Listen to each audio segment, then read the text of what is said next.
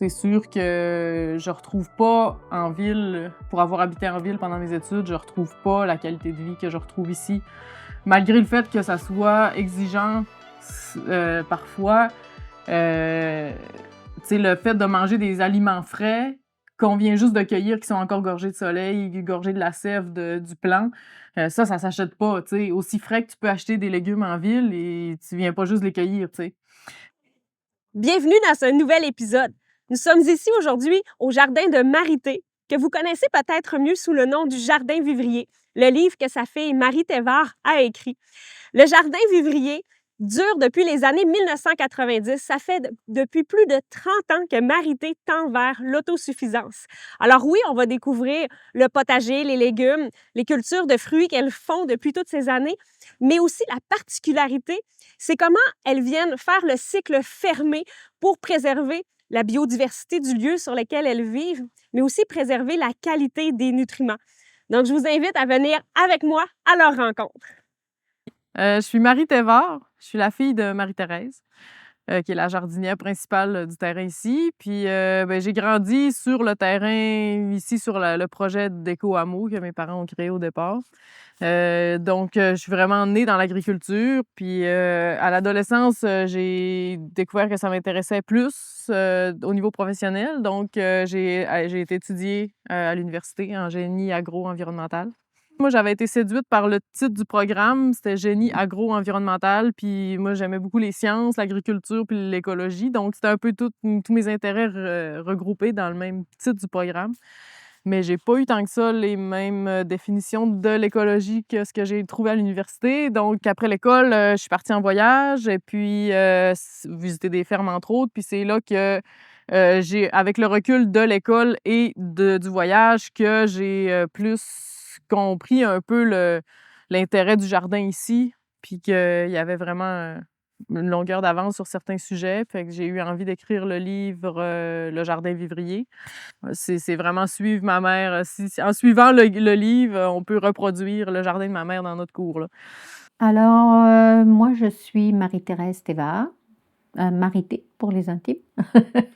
Et puis, je suis en fait jardinière, on pourrait dire ça depuis longtemps. Moi, jardinière, paysanne, un peu tout ça, non? C'est ça, c'est mon titre principal. Oui, bah, je suis arrivée en 88, donc on jardinait les premières années dans le jardin de ses parents, mais c'était juste un petit jardin. Et puis on a acheté la terre en 90, donc c'est plus en 90 que là, on a pu développer plus le jardinage, puis les expériences. Je suis née d'une famille d'agriculteurs, mes parents étaient agriculteurs les deux, eux étaient les deux d'une famille d'agriculteurs aussi. Donc là, quand on arrive au jardin vivrier, c'est vraiment impressionnant. On se rend compte que chaque parcelle de terrain est occupée. Fait que moi, je veux visiter les lieux. Je suis comme vraiment excitée. Il y a un four à pain quand j'arrive. Il y a des structures un peu partout. On y va. Vas-y, va. Le four à pain est là depuis quand? Il OK. a construit en 2013, mais il a commencé à être opérationnel en 2014. Ouais. Est-ce qu'il sert à l'année? Ouais. Ah ouais. Pour plus que du pain. Parce que moi, je suis arrivée hier, puis vous étiez en train de faire le cuir de fruits. Fait que c'est pas juste pour faire cuire pain et pizza, là.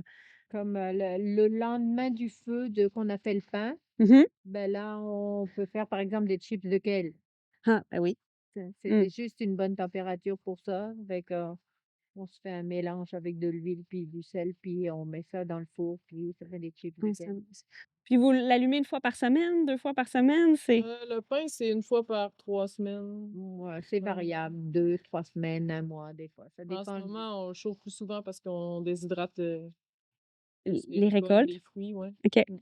Dans les années 90, déjà, on avait commencé du non-travail du sol. Pierre, mon ex-conjoint, s'intéressait déjà à Fukuoka, qui est un japonais, qui a écrit un livre. Il en a écrit d'autres aussi, mais le livre le plus connu, c'est La révolution d'un seul brin de paille. Et lui, il a toujours fait ça au Japon.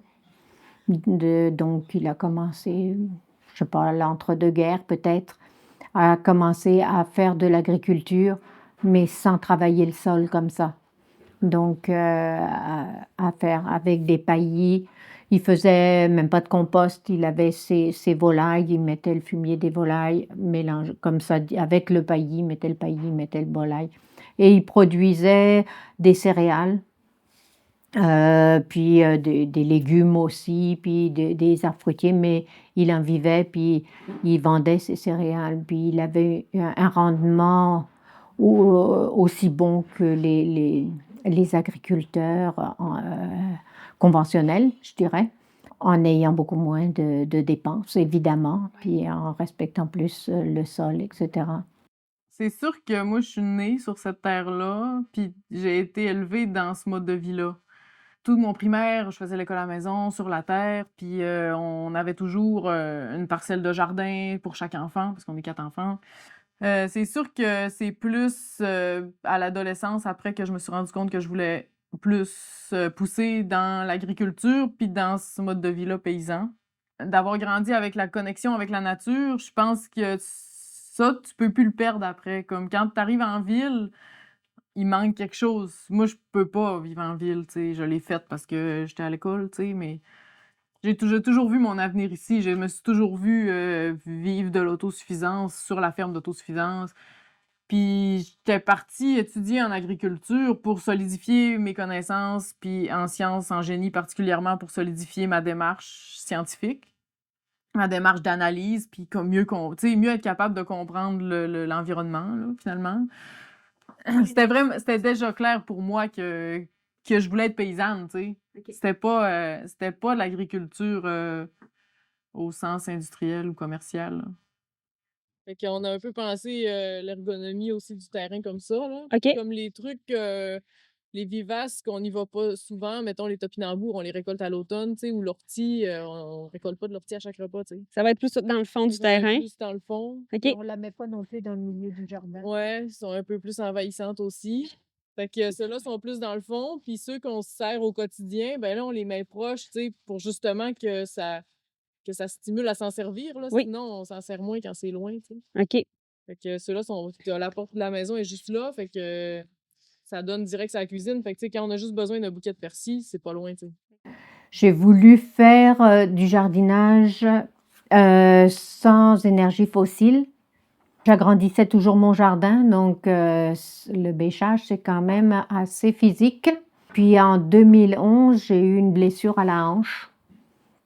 Et puis, quand l'hiver après, je me suis dit: «Oups, comment je vais faire pour bêcher le jardin cette année là? Ça va être difficile». Vu que ça trottait toujours dans ma tête, ce type de jardinage-là, ça a été le petit coup de pied au derrière pour m'y remettre finalement. Donc j'ai fait venir des livres de la France, puis je me suis lancée en 2012 et puis j'ai jamais retravaillé le sol depuis ce temps-là. Mais si on revient à la racine du mot, permaculture, ça vient de permanent agriculture, dans le fond, de l'agriculture permanente. C'est le fait de se dire, est-ce qu'on va pouvoir cultiver ces sols-là à perpétuité, tu sais? Le procédé agricole occidental, on choisit les terres les plus fertiles, les deltas de rivières, puis les anciennes zones inondables, puis on défriche. Puis là, on cultive parce que c'est fertile, ça pousse. Puis au fur et à mesure qu'on cultive, les sols s'épuisent. Mais c'est pas toute la planète qui a ce même modèle-là. Par exemple, en Asie, eux, ils ont réussi à maintenir leur population sur les mêmes terres agricoles pendant des millénaires. Puis ils ont même réussi à soutenir une certaine croissance démographique. Ça passe par le recyclage des nutriments, des toilettes sèches. Fait que si tu extrais toujours de la matière de ton sol, puis que tu le remets pas, nécessairement, il y a une fuite. Il faut que tu importes. Ça, c'est vraiment grave de mon point de vue. Puis une manière de cultiver les sols à perpétuité, ben, c'est de recycler ces nutriments-là. Ben, par exemple, les terra preta en Amazonie, c'est un excellent exemple. En Amazonie, c'est des sols relativement pauvres, là, sablonneux, puis vraiment pas des sols riches, là. Des îlots de civilisation où ils habitaient là, puis ils cultivaient les sols, puis eux, ils avaient compris ce principe-là des cycles des matières, puis ils recyclaient tout dans leur sol. Ça fait qu'aujourd'hui, il y a 2 mètres d'épaisseur de sol arable sur les îlots où ces populations-là habitaient, dans une région de sol pauvre, tu sais. Fait qu'ils ont construit un sol en habitant là, en fermant le cycle des matières. Fait que ça, pour moi, c'est de la permaculture. Ça, c'est les boîtes où on vide la toilette, les seaux de toilette. Dans le fond, tu sais, le fonctionnement, c'est vraiment le plus simple possible. On pourra vous le montrer tantôt. C'est vraiment une chaudière. OK.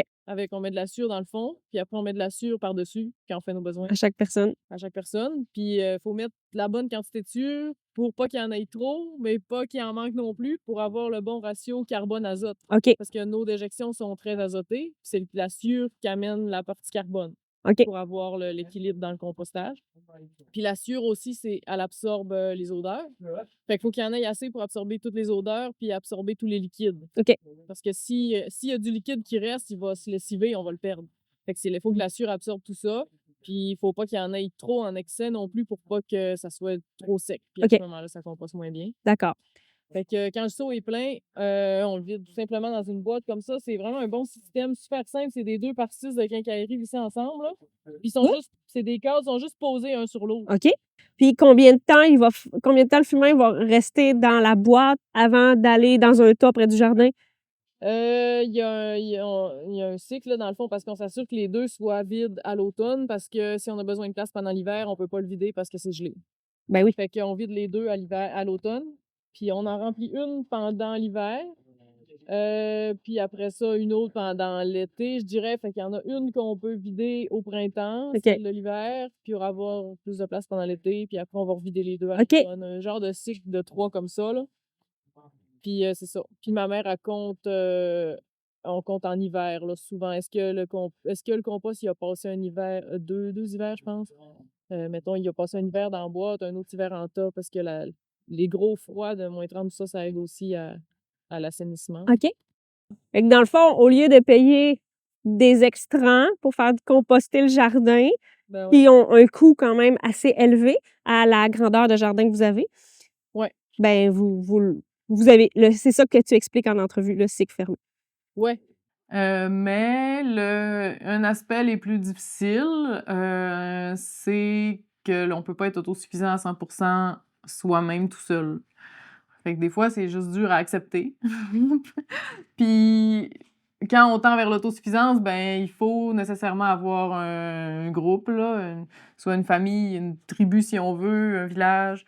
Faut vivre ensemble. Fait que ça, c'est pas toujours facile. Puis je dirais, je sais pas s'il y a des époques, mais à notre époque aujourd'hui, on n'est pas habitué à vivre ensemble. Que tout le monde prenne en charge la vie quotidienne de manière égale, tu sais. Quand on a l'habitude, puis que c'est inclus dans le rythme de vie, c'est naturel qu'à 5 heures, tout le monde passe à faire à manger, tu sais.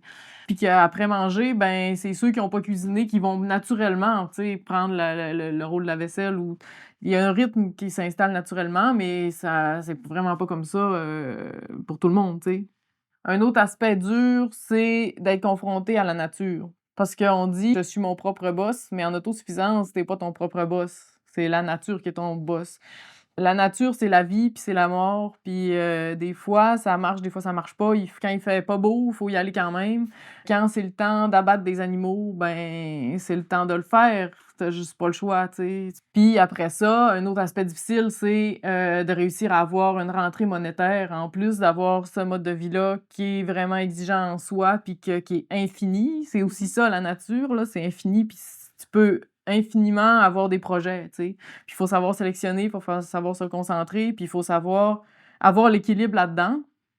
Fait qu'après toutes ces réponses, je pense que ce qui est le plus difficile dans l'autosuffisance, c'est de concilier tous les aspects de la vie, que c'est autant l'aspect social, l'aspect scientifique, l'aspect économique, l'aspect développement personnel, la santé, là.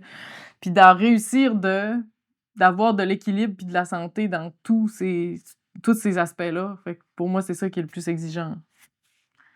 Donc, l'autosuffisance, c'est la production des biens essentiels.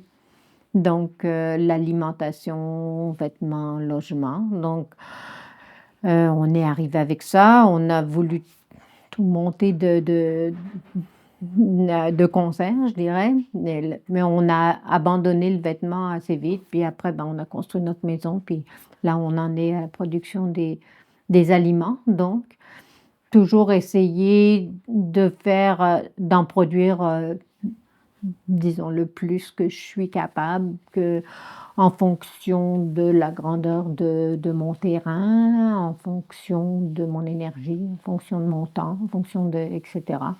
Puis là, mais vous Seulement produisez avec beaucoup de parce que c'est les protéines végétales que vous mangez c'est ça. et qu'il y a On est majoritairement végétarien. ouais, Moi, je mange un peu de viande, mais Marie-Pierre en mange pas. fait qu'il y a combien de sortes Puis, de haricots secs et grimpants ici, de légumineuses? il y a une quinzaine de sortes, je pense. Ouais, Peut-être au une moins. vingtaine maintenant. Ouais. OK. Puis là, C'est ça ça, soya, pois chiches, oui, un peu de lentilles, il y a plusieurs Les gourganes. protéines, les gourganes, gourganes. les pois secs. OK. Fait que, c'est ça, on arrive à produire pas mal la majorité des protéines qu'on mange. On est autosuffisant en légumes, c'est sûr, complètement. En légumes, on n'achète pas de légumes. En fruits, ça s'en vient. On achète encore des pommes en hiver. Ça s'en vient. Les pommiers commencent à produire un peu plus. Et puis, en légumineuses, on a une bonne production de légumineuses. On achète encore des lentilles, puis surtout les lentilles, là, lentilles rouges, un peu de tofu, mais on pourrait le produire aussi. Et puis, les céréales, ben ça, les choses le plus difficiles au niveau alimentaire, là, ben ça va être, les céréales et puis, les oléagineux pour faire de l'huile, parce que pour faire du gras, là. Juste au niveau de l'alimentation, on est 60 à 70 autosuffisant. Ça représente 100 des légumes et pas mal des fruits maintenant aussi. On n'achète pas de fruits l'hiver, vraiment. On achetait un peu des pommes, mais là, on commence à avoir assez de pommes. Un bon pourcentage, je dirais peut-être 80 des protéines. Par contre, on achète le grain pour les poules et puis le foin pour les chèvres. Donc, c'est ça. Peut-être 50 des protéines. Puis ça, c'est possible à l'échelle du potager en étant majoritairement végétarien parce que les protéines végétales sont assez faciles à produire. Finalement, ça, c'est du point de vue monétaire, là, parce que j'avais fait le calcul, dans le fond, combien ça nous coûte le panier d'épicerie. Puis j'arrivais à 40 du prix en 2019. Là. Donc aujourd'hui, ça serait sûrement encore moins que ça, mais 40 du prix du panier d'épicerie moyen canadien. Ça, parce que là, on a encore juste un potager, on commence à peine à produire des céréales. Mais à l'échelle du potager, on ne peut pas produire assez de farine pour faire le pain pour toute l'année, tu sais. C'est ça qu'on achète le plus, les céréales puis les huiles. Après, on est autosuffisant aussi en d'autres choses, par exemple en énergie, comme le bois de chauffage pour chauffer la maison. On le fait nous-mêmes à bras, donc au ciotte à l'âche, puis on le tire à traîneau, en traîneau du bois pour le sortir sur notre terre. Fait que ça, on n'achète pas de bois pour se chauffer l'hiver, puis on chauffe uniquement avec le poêle de masse. Puis l'eau chaude est chauffée aussi par le poêle à masse puis par les panneaux solaires. Fait qu'on est branché sur hydro, mais pour, mettons, l'éclairage, le frigo, puis les ordinateurs, là, tu sais. Fait qu'on consomme presque pas d'électricité non plus. C'est sûr que l'autosuffisance, 100 autosuffisant, ça se peut pas à l'échelle individuelle. Ça se peut à un bon pourcentage à l'échelle d'une tribu, d'une famille, d'un clan, une petite échelle, si on veut. Puis à l'échelle peut-être d'un village, peut-être que ça se peut à 100 je dirais, tu sais, c'est un peu l'échelle naturelle qui se crée autrefois, d'avoir des villages de peut-être 200-300 personnes. Une échelle aussi où il y a encore un aspect de gouvernance collective qui se peut encore, tu sais, t'es encore assez capable d'être proche des gens pour décider ensemble, puis faire des réunions, puis avoir le pouvoir, il est pas trop loin non plus. Fait que c'est toujours de produire le plus possible ce que tu peux toi-même. Marie, en arrière du terrain, on est venu voir la mare. Peux-tu m'expliquer comment qu'elle a été créée parce qu'elle était pas là au début? Puis elle Ouais. sert à quoi? Pour la biodiversité, en fait, parce que ça fait vraiment partie de la lutte aux ravageurs. Puis il y a vraiment Les ravageurs, tu parles des les insectes, ravageurs là. du jardin, ouais, les OK. insectes du jardin. OK. Puis il y a vraiment de la vie qui se met dans la mare, là. Il y a beaucoup, au printemps, il y a beaucoup de têtards, de grenouilles, de crapauds. Puis c'est eux qui mangent les limaces beaucoup, OK. les escargots, puis beaucoup d'autres insectes. Fait qu'ils participent vraiment à l'équilibre de l'écosystème. Puis là, ici, ça existait. Ben, je veux dire, la mare, elle a été créée par, tu sais, par Marité Ouais. avec le temps. Fait que comment t'arrives, comment ça s'est fait de créer un milieu humide? qui n'existait pas? Ici, on est quand même chanceux parce qu'on est vraiment sur l'argile, comme je disais. Donc, on n'a pas eu besoin de mettre de géotextile, là, de mettre une toile en dessous, là. Ça OK, s'est vraiment colmaté naturellement. OK. Puis, on a juste creusé. Dans le fond, ici, il y a la butte, puis l'eau descend, puis elle s'accumule naturellement au pied de la butte. Fait que ça, c'est un peu ça, le tu sais, quand on pense à l'aménagement du terrain, t'as une veine d'eau qui sort à quelque part ou t'as un milieu humide, puis souvent, on a tendance à vouloir le drainer pour qu'il soit plus humide, mais on peut aussi juste le creuser pour garder l'eau là, finalement. Tu sais, naturellement, c'est là que l'eau Oui, a tendance à aller, à s'accumuler. à s'accumuler. Fait que là, on a juste creusé un peu avec une pelle. OK. Puis, au début, l'eau, elle restait pas. Puis, fait qu'on amenait le tuyau d'arrosage, puis on remplissait au fur et à mesure qu'elle se vidait pour qu'il y ait toujours de l'eau. Puis, au fur et à mesure, ben, il y a des algues qui se sont installées, des quenouilles, tout ça, puis ça a colmaté le fond naturellement, vu qu'on est Parfait. sur l'argile aussi. Oui. Puis maintenant, il y a toujours de l'eau, là. Victoire. Notre mode de vie, c'est toute l'année aussi. Donc, par exemple, le potager, on pense que c'est surtout l'été, mais en fait, ça commence au mois de janvier. On fait déjà les commandes de semences, les plants de jardin, puis les semis vont commencer à mi-février. Après, ben, ça déboule avec, au printemps, les semis et plantations au jardin, puis dès le mois de mars, on commence déjà à cultiver dans la serre. Là, les poules pondent plus, on commence à préparer les poules pour avoir des poussins. Puis, c'est la naissance des chevreaux au mois de mars aussi, fait que les chèvres commencent à avoir plus de lait. Ça se réveille quand même assez vite au printemps, là. Mars-avril, déjà, ça débourre, là, et on sent qu'il y a le virage qui s'en vient, là. Puis il faut pas manquer le virage au Québec parce que l'été est court. Mai, juin, ça gaule, comme on dit au Québec. On sème, on plante, puis là, avec l'entreprise, en plus, on aide les autres à le faire. Fait que c'est assez chargé, le printemps. Après ça, l'été, c'est un peu plus relax. On attend que ça pousse. Puis en même temps, ben nous, on offre des visites du jardin. Fait que c'est plus pendant l'été aussi. C'est plus un moment de social, je dirais, d'aller vers les autres. Puis on attend que ça mûrisse. Mais on récolte quand même, toujours au fil d'année. Après ça, ben fin de l'été, là, ça commence vraiment les récoltes. Les petits fruits, il faut pas les manquer parce que les camerises, ça dure pas longtemps. Il faut les cueillir quand c'est là. Les bleuets, même chose. Les champignons, fait que là, c'est quand ça se passe, là, c'est maintenant. Fait que les récoltes, là, ça y va quand même parce que on pense tout le temps, c'est long récolter, mais après, t'as toute la procédure de récolte là, pour traiter ça, tu sais, les faire sécher, les faire de la compote, les mettre en canne, novembre, décembre, ben là, c'est plus le battage des grains qui peut s'étirer aussi pendant l'hiver si on est fatigué ou si on n'a pas le temps, on n'est pas pressé de battre les haricots. Puis l'hiver, il y a toujours le soin des animaux. Puis à l'automne, il y a l'abattage des chevreaux aussi parce vu qu'on fait nos chevreaux, on peut pas tous les garder. Fait que, donc, on a quand même des œufs puis du lait, puis on a des surplus de ces élevages-là qu'il faut abattre. Fait qu'à l'automne, ça, c'est la corvée jamais la plus le fun, mais il faut passer par là. Puis là, quand on abat les chevreaux, ça fait que les mères, tout d'un coup, ils ont plus de lait parce qu'ils ont le lait des chevreaux. Puis là, ça fait qu'on peut faire plus de fromage. Fait que souvent, il y a des corvées de fromage à l'automne ou des corvées de viande. Puis après, ben, plus tard dans l'hiver, on commence le bûchage parce qu'on fait notre bois de poêle. Fait que c'est quand même une grosse job, mais très agréable. Puis vraiment, personne ne se plaint de ce travail-là. Moi, j'ai juste hâte à l'hiver pour aller bûcher. Fait que ça fait un peu le tour de l'année. Wow. Il y a un tas de fumier, là, Marie. C'est-tu Ouais. parce que vous avez fait pousser les courges dessus que vous l'avez mis là? Non, les courges, ils étaient sur la planche à côté. Ils ont couru, là, tu sais, ça fait des grandes tiges. OK. Puis ça, Ouais. c'est plus un tas de fumier que vous déposez ici pour le laisser. Pour le faire composter, ouais. OK. Ouais. Mais comment tu distingues. C'est quoi votre distinction de fumier compost? Moi, dans ma tête, c'est comme deux choses différentes. Là, tu viens de Du dire. fumier, c'est des déjections animales fraîches. OK. Puis le compost, ben, ça a suivi le processus de compostage. OK. Fait que c'est rare qu'on utilise du fumier frais dans le jardin, tu sais. OK. Fait que c'est le compost qui assainit ces matières-là. OK. Ben, ça chauffe, puis l'activité microbienne, là, l'activité Des micro-organismes. des micro-organismes, c'est ça qui va assainir les pathogènes. OK. Fait que du compost, c'est sain, là, tu sais, tu peux te mettre les mains dedans, puis ça sent bon, puis tu sais, c'est ça. Fait que c'est plus c'est dans l'étape de la transformation, le fumier, c'est comme tu dis, les rejets des mammifères Ouais. à leur état là, naturel, Ouais. frais. La litière, là, comme quand les chèvres sont sur litière accumulée. Oui. Fait qu'ils font leurs besoins directs là où ils vivent, puis on rajoute de la paille au fur et à mesure. Fait que là, ça fait un mélange de paille et fumier, dans le OK. fond.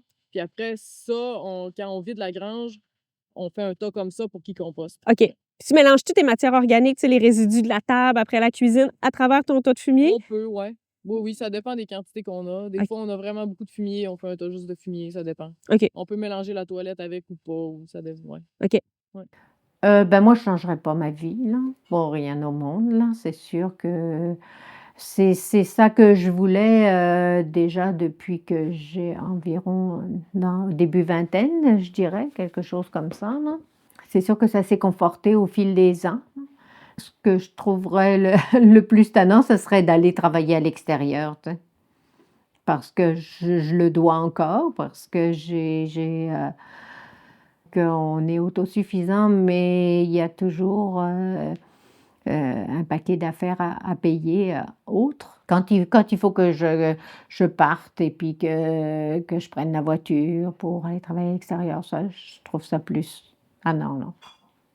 C'est sûr que j'ai pas, le mode de vie inverse, fait que ça devient normal pour moi d'avoir ce mode de vie-là. Ben, c'est un exercice aussi de toujours garder, le de garder en vue que c'est extraordinaire. Puis c'est quand on va en ville après qu'on se rend compte, combien on est riche finalement. Ouais.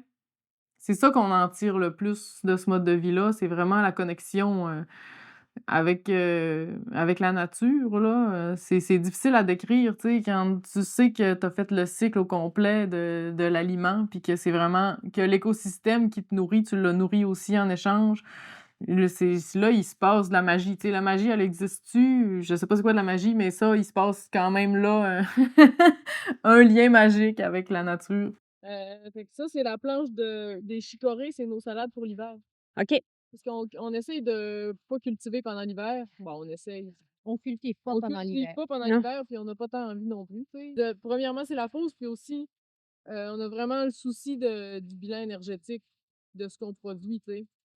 Parce que normalement, l'agriculture est supposée être productrice énergétique. Tu sais, si l'humanité, on a comme choisi de devenir agriculteur par rapport à être chasseur-cueilleur parce que énergétiquement, c'était rentable. Tu sais. Oui. Mais ça, c'est vrai jusqu'à l'avènement des énergies fossiles. Puis là, maintenant qu'on investit de l'énergie vraiment dense, ben c'est rentable monétairement parce qu'on mange pas du pétrole, mais c'est pas rentable énergétiquement.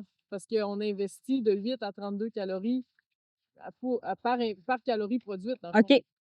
Fait que, on est 7 à 30 calories dans le négatif, si on veut, tu sais. Ben oui. C'est un peu notre démarche ici de voir si notre mode de vie peut être producteur d'énergie. Ah ah! Puis là, Mais ça passait par éliminer l'énergie fossile du jardin. OK. Fait que quand tu dis l'énergie fossile du jardin, tu veux dire tout ce qui était, mécanisé là, tracteur, Ouais, moteurs, les moteurs Au pétrole. qui marchent au pétrole. OK.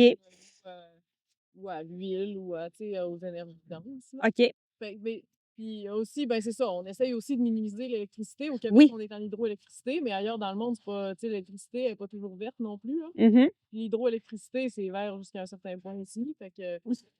Fait que si on peut éviter l'hiver de chauffer, éclairer une serre ou des locaux pour cultiver, ben, tu sais, c'est sûr qu'on va prioriser le caveau à ce moment-là. Oui. Ouais, mais là où ce que je pense que ça prend le plus de sens pour moi, c'est de se dire, est-ce que mon empreinte écologique, elle pourrait être positive? Parce qu'on se dit tout le temps, il faut réduire notre empreinte écologique, tu sais. Mais il faut la réduire parce qu'elle est négative, tu sais. Mais est-ce qu'on est vraiment venu sur Terre pour détruire la Terre, tu sais? Est-ce qu'on peut, y a-t-il moyen que l'être humain ait une empreinte positive de son passage sur Terre, tu sais? Puis moi, c'est un peu ça que je retrouve avec la technique de non-travail du sol, puis au-delà de ça, même le recyclage des toilettes sèches, puis le fait de vraiment fermer le cycle des nutriments, puis d'avoir un mode de vie avec la nature en respectant le cycle du jour, le cycle des saisons, etc. Ben, c'est là qu'on travaille avec la nature, puis qu'on l'aide, si on veut. Puis là où ça se mesure le plus concrètement, c'est dans la qualité des sols. parce que c'est ça, on avait fait une analyse de sol au début des années 2000. Puis c'était un sol pauvre, relativement pauvre en très pauvre en phosphore, pauvre en pas mal tous les nutriments, tu sais, pas structuré du tout, vraiment, de l'argile compacte. Puis on a refait l'analyse de sol en 2019 pour l'occasion du livre. Puis le jardin était à côté, là, très riche. Tu sais, t'as comme un graphique. Puis là, le plus riche que ça peut, là, c'est à côté dans le fond pour tous les nutriments, y compris le phosphore. Puis on n'a jamais utilisé d'engrais chimiques ou d'apport externe d'engrais ou de... On a un peu importé du compost pendant quelques années, mais juste avec le fait de recycler les toilettes, ça fait aussi qu'en cultivant le sol, finalement, on augmente sa fertilité. Fait que c'est là que, quand j'ai vu la deuxième analyse de sol en 2019, c'est là que je me suis dit, OK, il y a peut-être moyen, tu sais, qu'on ait une empreinte écologique positive. Dans le fond, que notre présence sur un écosystème, ça fait que la fertilité augmente, puis qu'il y a une plus grande biodiversité parce qu'on cultive des plantes qui seraient pas capables d'être là sans notre aide. Aussi, ben, par rapport au sens, il y a l'équité sociale, bien sûr, parce que les systèmes aussi agro-industriels, je parle de l'agriculture, mais c'est aussi les vêtements puis tous les produits qu'on consomme, ben, c'est souvent basé sur l'exploitation des terres ailleurs, puis des êtres humains, de la nature en général, des animaux, etc.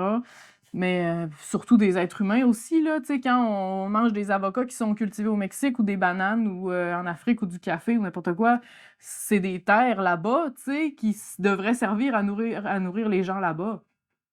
Puis en quoi ces aliments-là, on a le droit, nous, de les manger plus que eux, tu sais? Puis pendant ce temps-là, eux, ils ont plus de terre, ils ont même plus l'argent de s'acheter les denrées là-bas. Puis là, c'est à nous, après ça, de leur vendre nos denrées. Puis en tout cas, moi, ça fait pas de sens pour moi. Fait en produisant moi-même mes biens essentiels, ben je m'assure que c'est pas quelqu'un d'autre qui est exploité en le faisant, tu sais. Puis si je suis pas capable de le faire moi-même puis que j'ai besoin de l'acheter, ben je vais m'assurer que ça a été fait artisanalement le plus possible puis que je paye le juste prix à la personne qui l'a fait puis qu'il n'y a pas eu d'exploitation entre les deux. Puis une dernière chose qui me motive vraiment au quotidien à continuer ce mode de vie-là, c'est le fait d'apprendre à chaque jour puis d'être vraiment stimulé là-dedans. Pour moi, l'autosuffisance, c'est le défi ultime intellectuellement, physiquement, spirituellement, le développement de la personne, sur tous les plans. Puis là, je parle de tous les plans personnels, mais après, dans l'aspect scientifique, tu peux rentrer la nutrition, toutes les sciences agricoles, la science du sol, la biologie, le fonctionnement des animaux, l'écologie, comment tout ça fonctionne ensemble. Puis la nutrition, qu'est-ce que ça t'apporte? Pourquoi tu cultives ça pour avoir tes nutriments? Après ça, moi, je commence à m'intéresser aussi à la santé, fait que toutes les sciences de la santé, parce que là, on travaille physiquement. Fait que les chiro, ostéopathie, comment les exercices de yoga, qu'est-ce que tu peux faire par toi-même, comprendre l'herboristerie. Après ça, la médecine chinoise, les systèmes énergétiques du corps humain.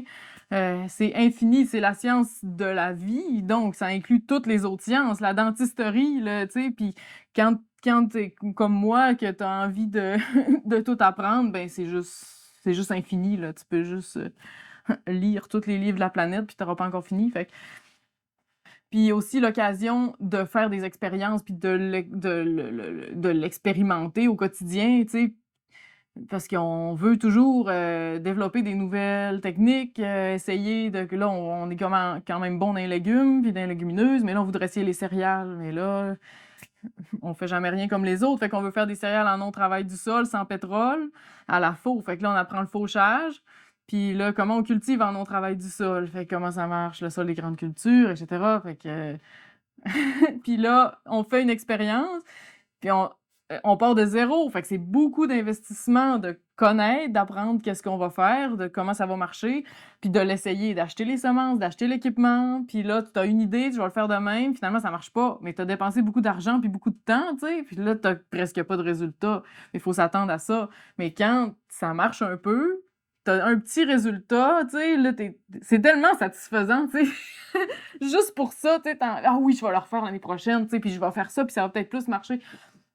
Puis le jour où tu récoltes quelque chose de substantiel, que tu dis, hey, là, j'en ai assez pour faire le tour de l'année, là, tu te dis, hey, là, OK, Là, il y a quelque chose qui se peut, là, tu sais. Ça, c'est vraiment satisfaisant. Ça, c'est vraiment ce qu'on recherche en le faisant, là, tu sais, c'est d'y arriver au bout du compte. J'imagine que vous aussi, vous avez l'esprit et le cœur remplis de nouvelles idées, de savoir-faire qui vous a été transmis par cet épisode. Moi, ce que je retiens, c'est non seulement la passion, mais la patience qu'on peut y arriver. Merci beaucoup à Marité et Marie Thévard qui nous ont reçus. Et à vous, on se dit à une prochaine fois. On est sur Internet, le Jardin Vivrier. Donc, c'est jardinvivrier.com. Puis sur les réseaux sociaux, Facebook, Instagram, YouTube, TikTok. Puis sinon, toute la technique de Marité est décrite en détail dans Le Jardin Vivrier, aux éditions Éco-Société, qui est disponible en ligne, en PDF, ou dans toutes les librairies au Québec et dans la francophonie, donc en France, en Europe aussi.